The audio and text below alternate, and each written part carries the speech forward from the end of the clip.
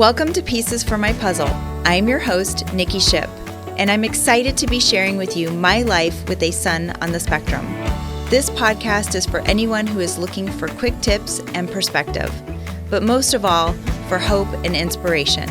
So sit back, relax, and let's put the pieces together.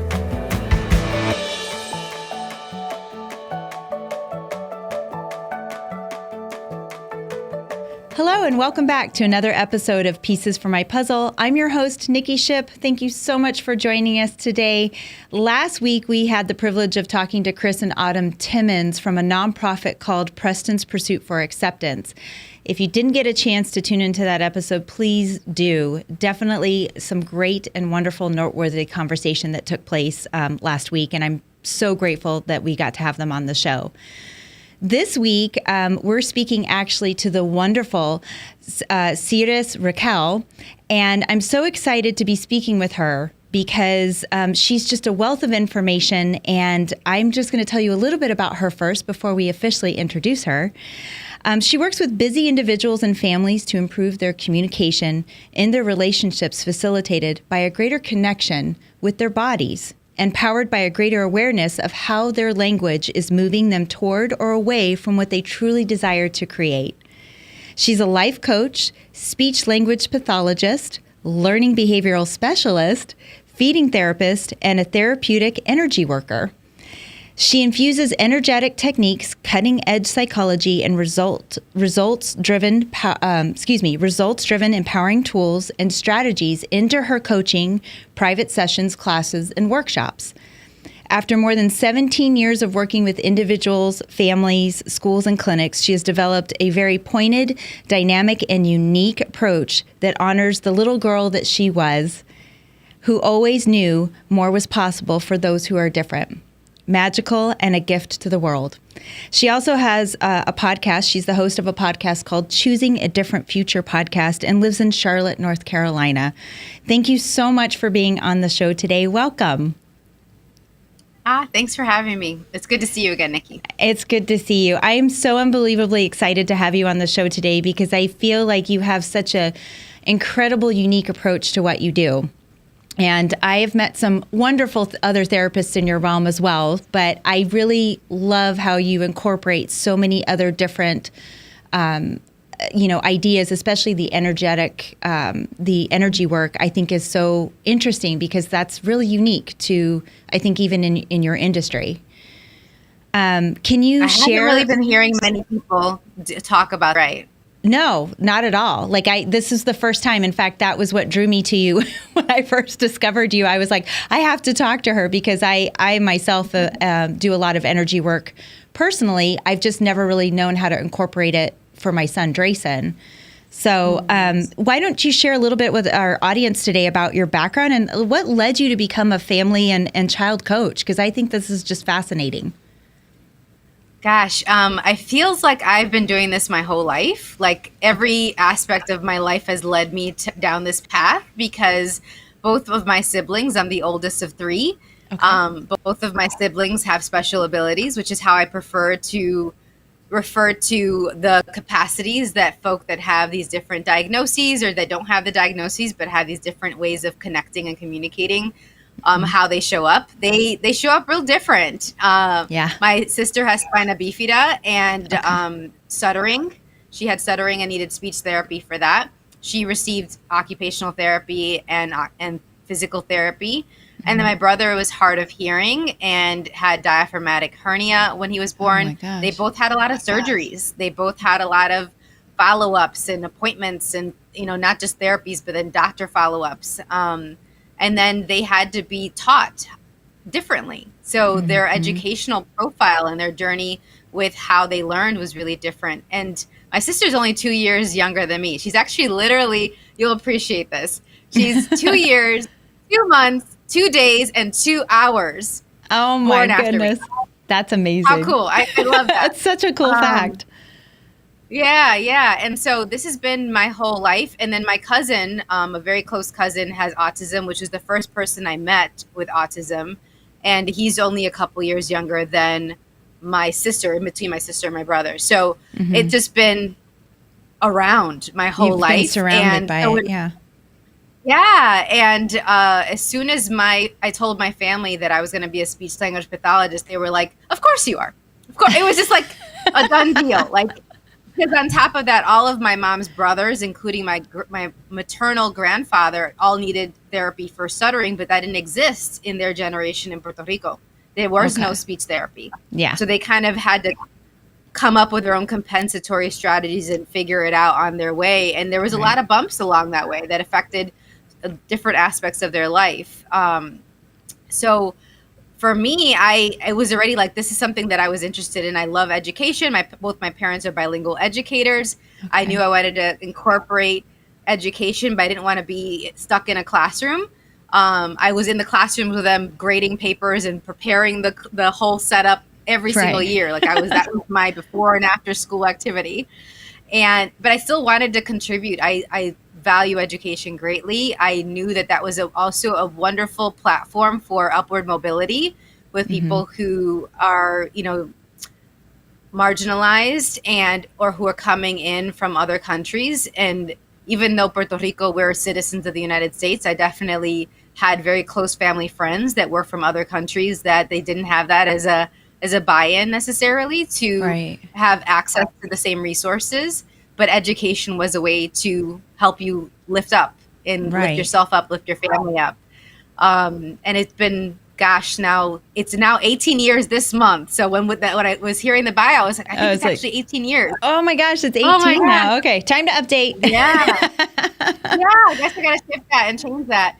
And I started in the Chicago public schools, and then my clients started asking for more. They started asking for me to incorporate these other things that they got hints that I was doing with the energy work and things like that. And we had very open, candid conversations. So a lot of times they were asking me questions about things that they were like, I can only tell you this.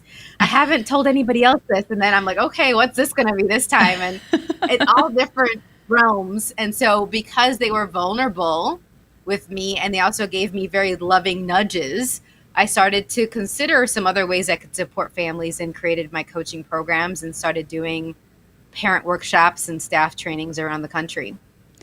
I think it's amazing too that you were exposed at such a young age to like the diversity of, of everyone's talents. I think Drayson has taught me so many things in a different way that I would have never have seen before, prior to having him.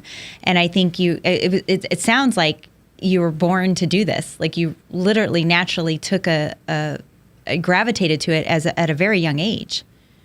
So yeah, I definitely feel that way. Yeah, I think it's amazing. I think it's absolutely amazing. So, what do you feel are some of the common challenges that families with children, that families might have with children diagnosed with autism? What do you think some of the challenges are that they face, or that you've seen, I guess, with your families that you've worked with? Now take a deep breath with this one, Nikki. Get the list out. Yeah.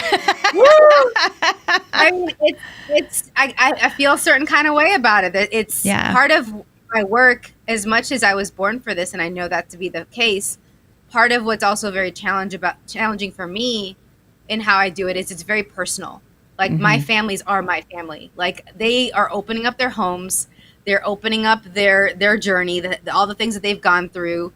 I'm asking, people often don't get how it feels like to get asked these questions over and over again. It's very invasive. Yeah. And so to do that with compassion and tenderness and be like, I got you, and, say as much detail as you want, and we can pause and we can take breaks as much as possible. Like, I don't think people kind of get that sometimes professionally.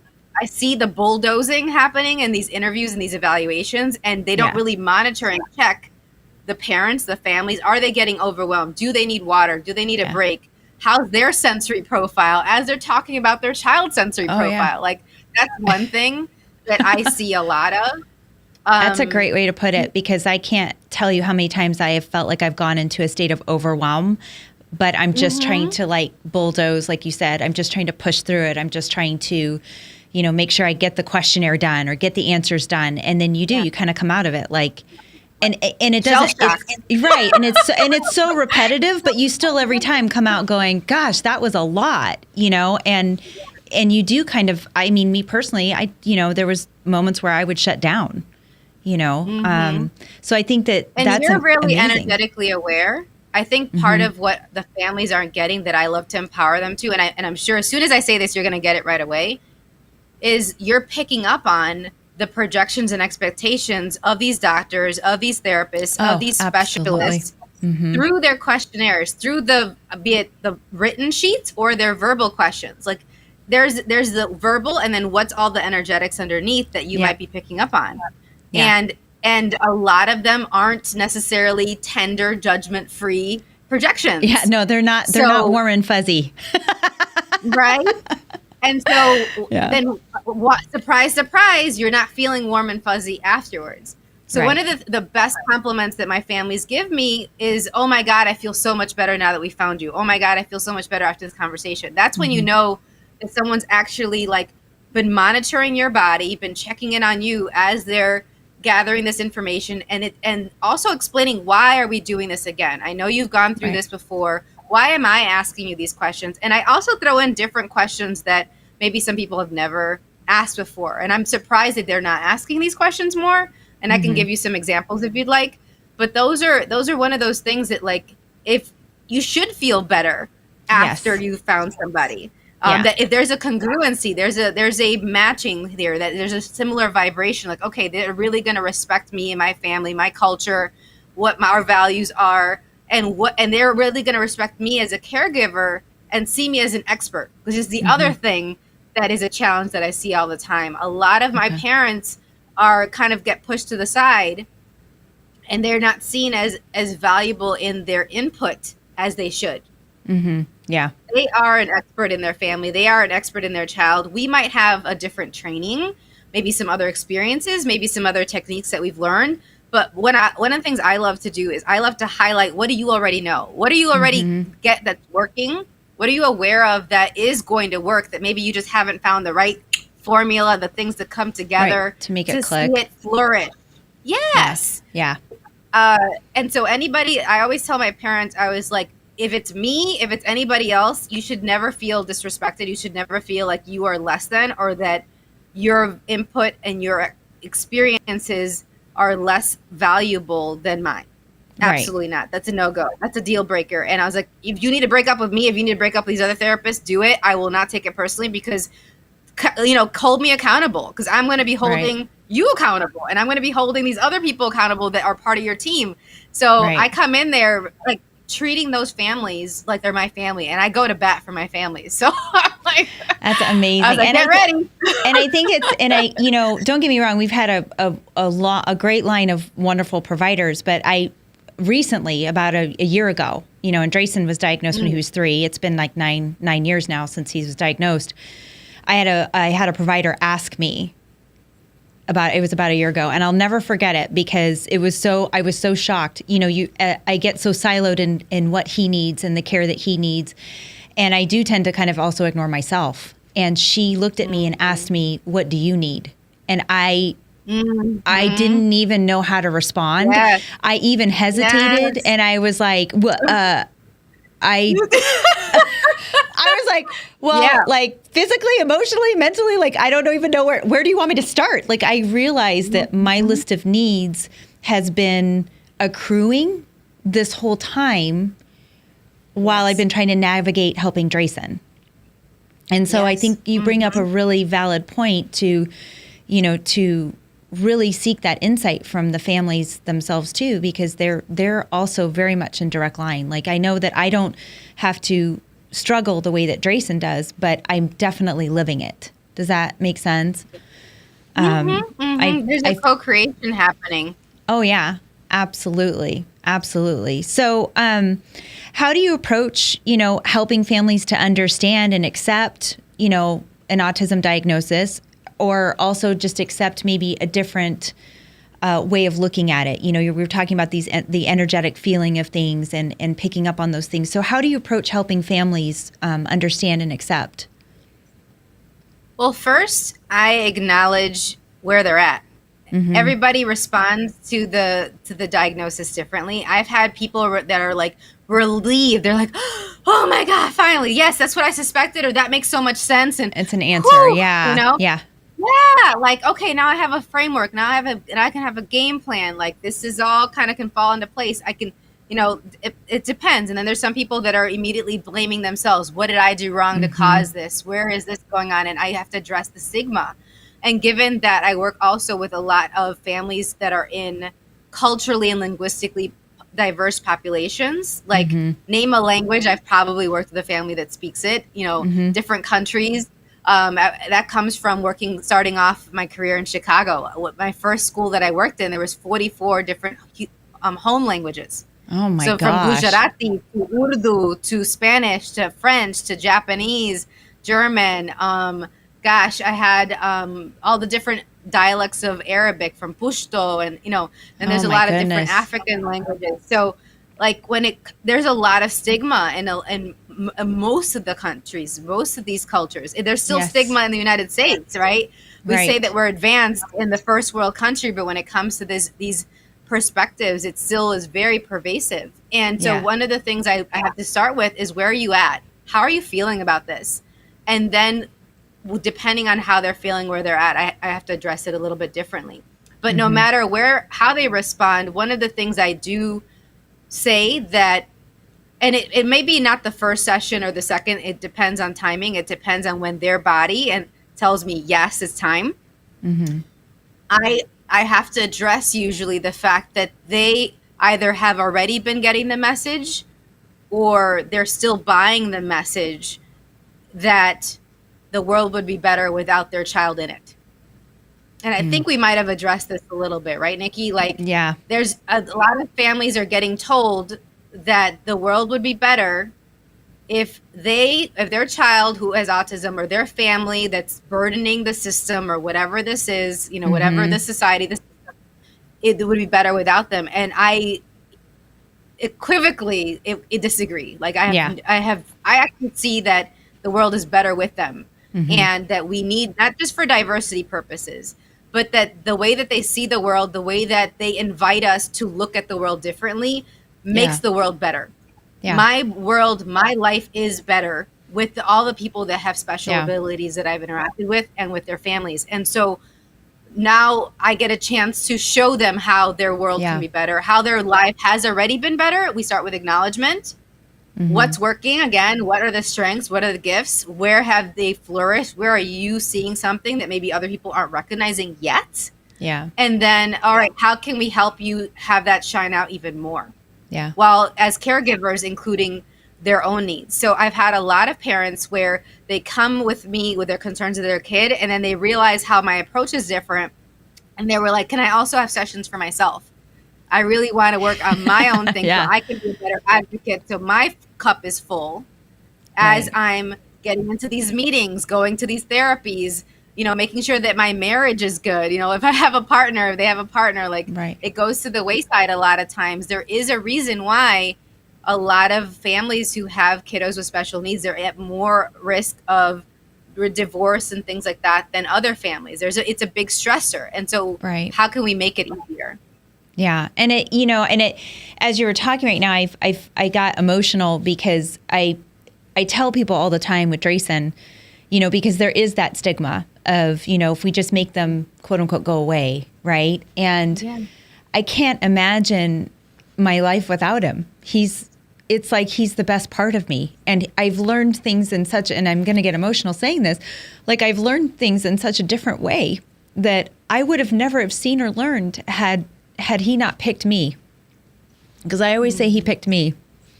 And so it's so refreshing to hear you say that, because I think sometimes we miss those silver lining moments where, even those moments of surprise, he still surprises me every day, and it puts me in a state of joy and laughter.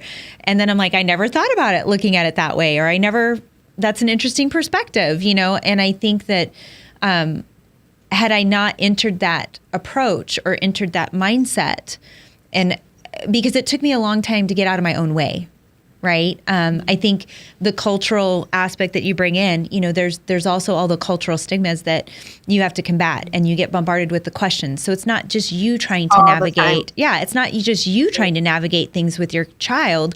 It's trying to navigate everyone else around you as well. And I think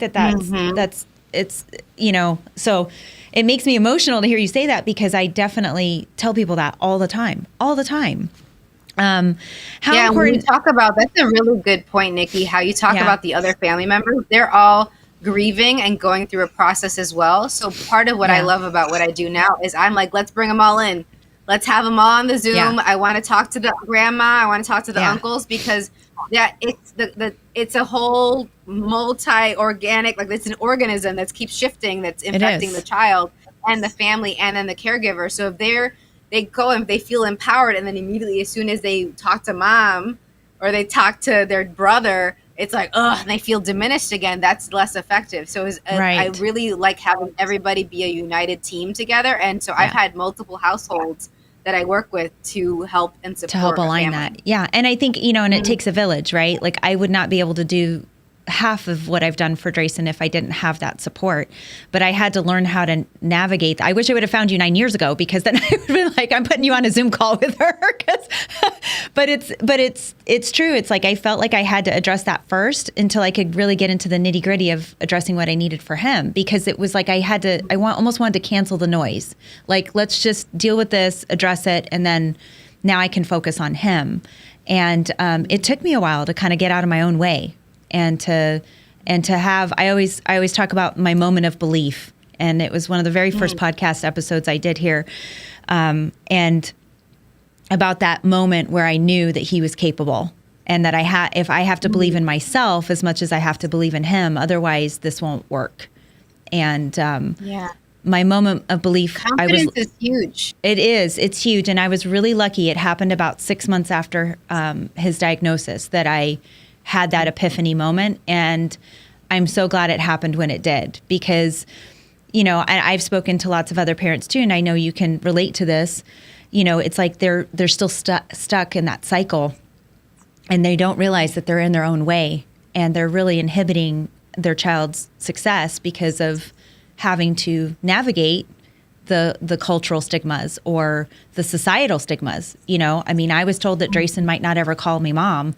And I remember walking out going, I'll be damned if that happens. Like, someday this child will call me mom, Yeah. So it's really refreshing to hear you say all of that.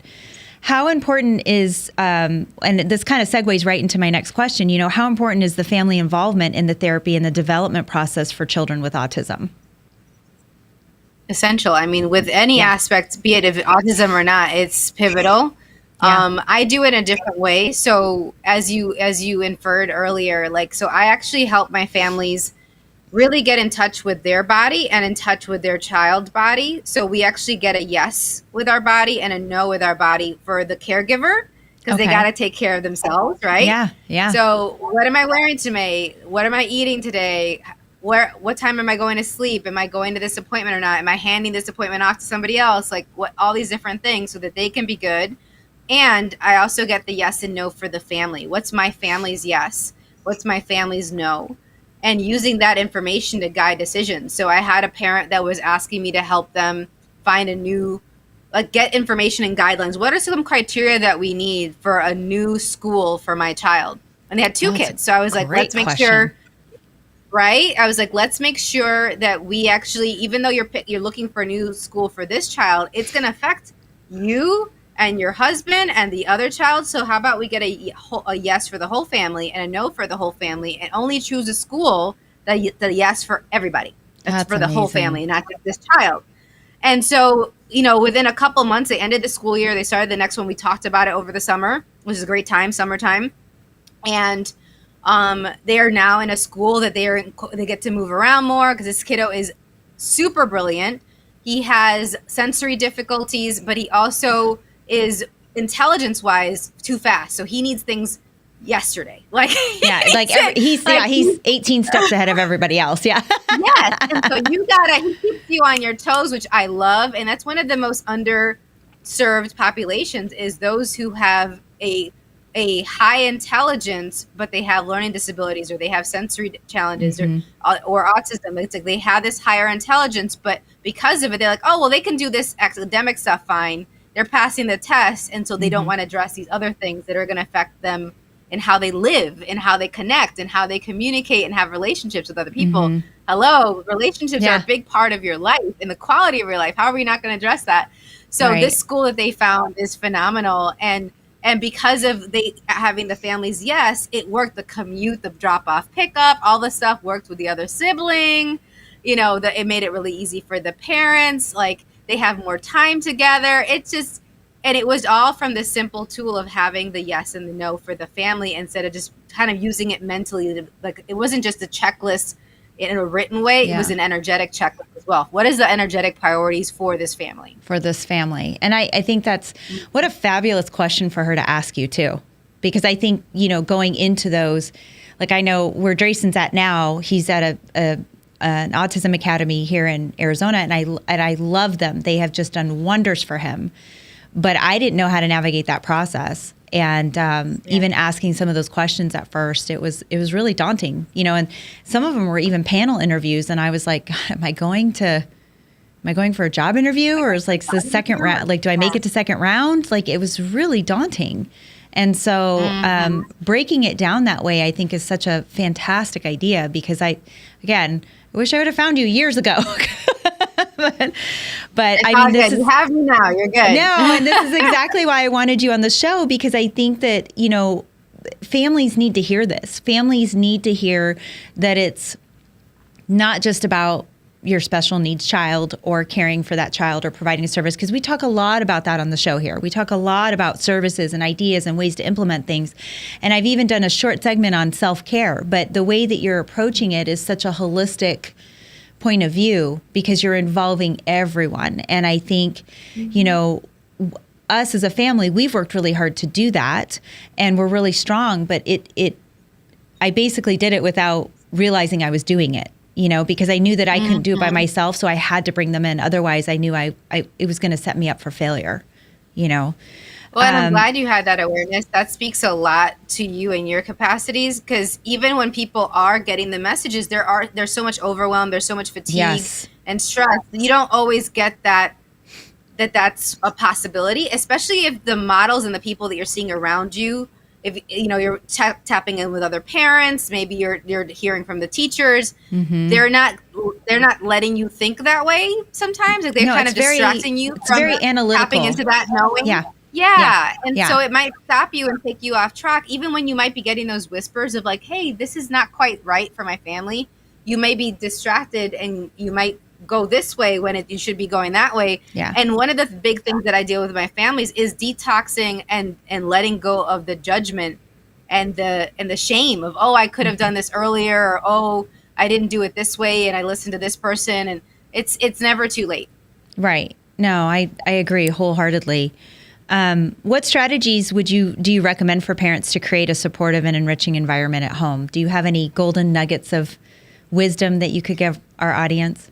Yeah, I love it. I mean, I really tailor it to each family. I create a personalized plan for each family. But one of the things that I really like to do is to look at how each person learns and then use the different supports to tailor to that. So if somebody's more visual, having those picture schedules, right? A lot of people who have autism have the picture schedules, but they might need an additional layer of like textures on the pictures, or they might need to have it where it's lit up. I've had one of my exes is a lighting specialist. Like, he works for a lighting design company. And I was like, oh my God, this is so brilliant, because I have so many kids that love light up toys, right? So instead of it just being the like 2-dimensional pictures, we would actually have a strip of LED lights around the pictures for some of the kids. That's brilliant. Yeah. You know what I mean? For the ones that like the light up. It depends, right? Everybody's different. There were some of my kiddos that we would actually do not braille, but like these different dot textures on stuff. So when they were picking it up, it would feel a certain type of way.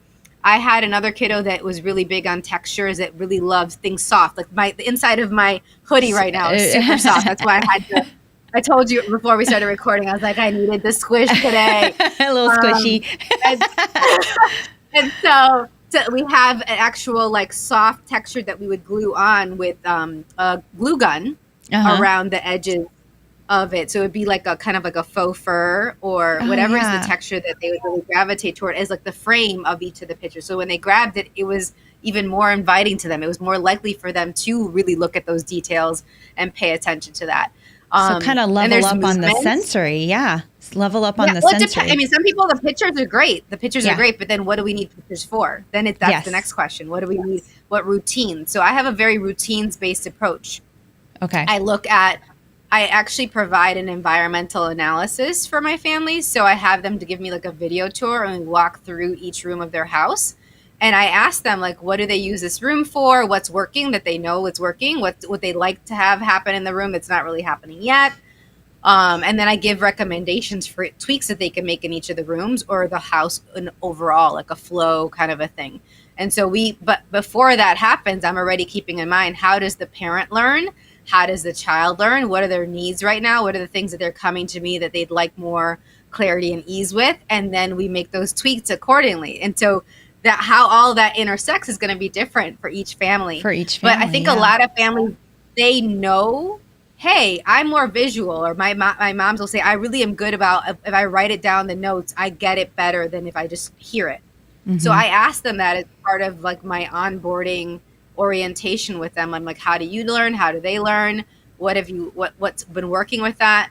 And then as soon as they recognize and acknowledge for themselves, hey, I learned this way, they start more consciously choosing it.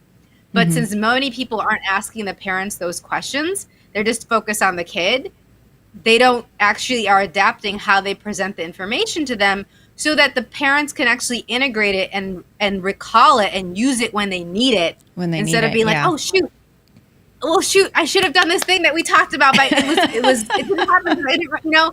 And then they start beating themselves up. It's like, no, honey, it's okay. Next time it'll happen. Let's get messy with it on the way to awesome. It's all right. Right. I love that. I love that saying. I'm going to use that. Let's get messy on our way to awesome. That's fantastic. If there was one key message that you wanted our listeners to take away from this episode today, what would it be? That you're doing better than you think. That you know more than maybe you've ever acknowledged about yourself, about your child and your family, and that the world is better with you in it. And so just keep knowing that and don't let anybody tell you otherwise. Yeah, that's amazing. That's just awesome. How can our audience connect with you and learn more about your work, or if they're interested in touching base with you? I'm also going to post all the information in the show notes as well for those of you listening in today, but how can they connect with you? I'd love to offer a gift to your listeners, Nikki. I offer consultations. Okay. They're usually $75 consultations, but if your listeners, when they book the consultation using my link on my website, if they mention your podcast, I'll waive the fee. Oh, okay? That's amazing.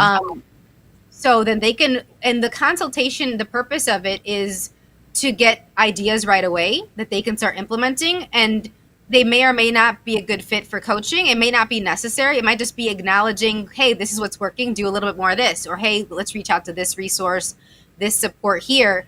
But if they do want more explicit support with their family, then we can talk about those options. But at least they'll walk away with some personalized tips. Oh my gosh, that's amazing. I really appreciate that. Thank you so much. And I thank you again for being on the show today and for your time and your energy. I greatly appreciate you on so many levels. So thank you for being here today. No problem. Yeah, absolutely. Well, this concludes our episode for today. Again, thank you so much for being here. If you have a question, comment, or even a show topic that you would like to hear me talk about, please feel free to send me an email at info@piecesformypuzzle.com. I'd love to hear from you. Don't forget to like and follow us on Facebook and Instagram, and subscribe to our YouTube channel if you haven't already at Pieces for My Puzzle. Thanks again for tuning in. I appreciate all of you, and keep working on your puzzle. Until next time, and remember, you don't have to have it all solved in a day. Take care.